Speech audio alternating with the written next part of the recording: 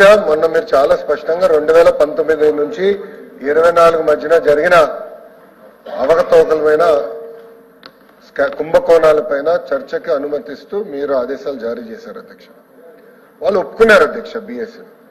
అయినా కూడా హౌస్ కు వచ్చి 2014 నుంచి 19 మధ్యన జరిగిన ఏదైతే ఆరోపణలు వాళ్ళు చేయాలనుకున్నారో వాళ్ళ ఆరోపణలు చేశారు అధ్యక్ష.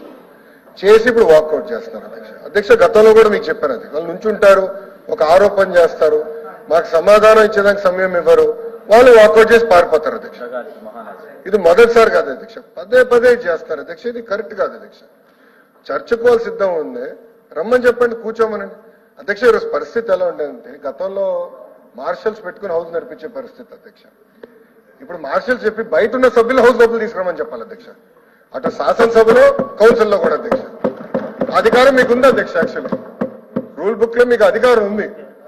You can order members to come back to the house అధ్యక్ష.